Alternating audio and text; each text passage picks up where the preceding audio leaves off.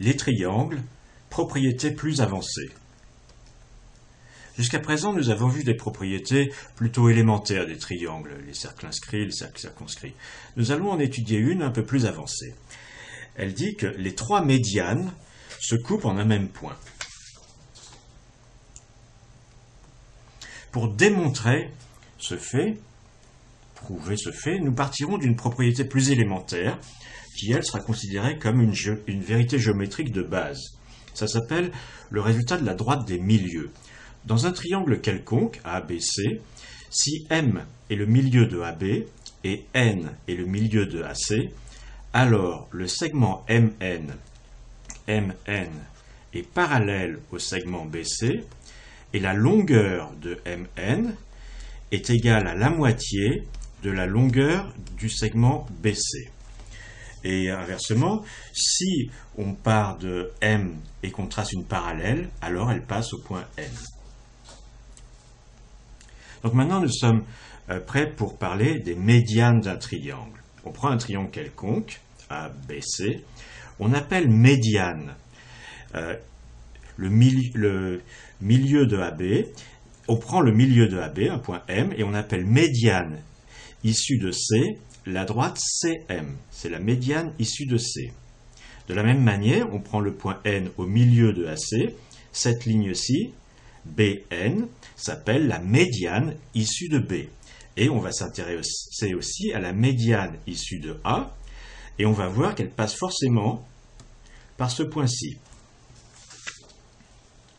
Alors, voici comment on va procéder. Traçons la troisième médiane, celle issue de A, et supposons qu'elle ne se coupe pas en un seul et même point, mais qu'elle forme un petit triangle. Donc on a BN, CN et puis AP, et qui ne se coupe pas mais qui forme un petit triangle. Alors on va noter tout d'abord les points que je vais appeler P',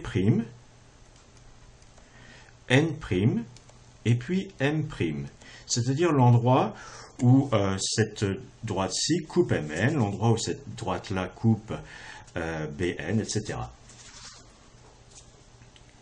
Alors, ce qu'il y a d'intéressant, c'est que par le résultat de la droite des milieux, eh bien, MP' est égal est parallèle à BP et est égal à la moitié de BP. De la même manière, P'N est la moitié de PC et parallèle à PC. Donc en fait, P', c'est le milieu de Mn. C'est le milieu de Mn. De la même manière, N', c'est le milieu de MP, et M', c'est le milieu de NP. En d'autres termes, la figure avec le triangle MNP, c'est exactement la même que la figure avec le triangle ABC, mais à l'échelle 1,5, et puis tournée de 180 degrés. Parce que ce triangle MNP, il a exactement la même forme, les mêmes angles que le triangle ABC. Cet angle-ci, c'est égal à celui-là, et celui-là est égal à celui-là. Je vais en faire un tout petit peu, mais pas trop. Par exemple, cet angle-ci, il est égal à celui-là, et il est égal à celui-ci. Donc l'angle en M, c'est bien l'angle en C. Et on peut faire le même raisonnement pour les trois autres angles du petit triangle. Alors, en d'autres termes, cette figure-ci, c'est la même que la grande, mais réduite de moitié, et puis retournée de 180 degrés. Alors, dans le petit triangle, le petit triangle formé par les trois médianes doit aussi être égal à lui-même redessiné à l'échelle 1,5. Je reviens. Ce petit triangle-là, eh bien, c'est exactement le même, mais il doit être le même triangle dans le dessin à l'échelle 1,5. En d'autres termes, il doit être égal à la moitié, enfin à l'échelle 1,5 de lui-même. La seule possibilité pour qu'un triangle soit égal à la moitié de lui-même, c'est que ce soit un point. On l'appelle G en général, ce point. Il a une propriété très importante, ce point, intersection des médianes. Si le triangle est fait avec une plaque d'acier homogène et d'épaisseur constante, alors ce triangle, il tiendra en équilibre sur un pied très fin qui comprend le point G. Il peut être très très très fin, et puis si c'est une pointe, bon, ce sera un peu instable, mais s'il a un tout petit peu de section, le triangle, posé bien délicatement sur ce pied, il tiendra en équilibre.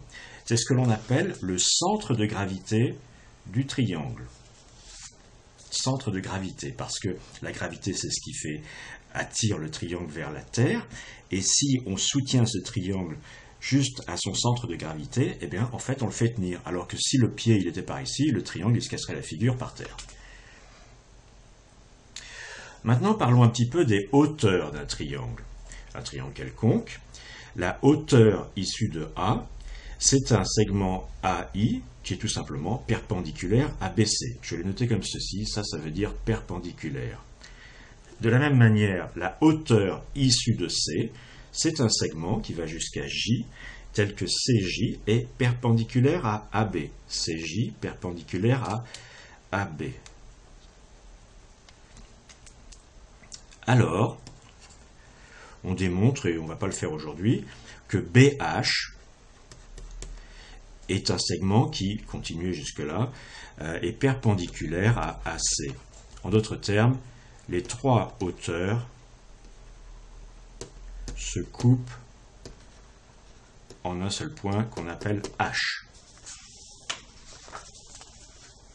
C'est plutôt plus simple d'ailleurs à démontrer que pour les médianes où il y a 36 démonstrations et on a toujours le même problème en géométrie élémentaire, c'est qu'est-ce que l'on considère comme des faits fondamentaux, ce que l'on appelle des axiomes, et qu'est-ce que l'on démontre.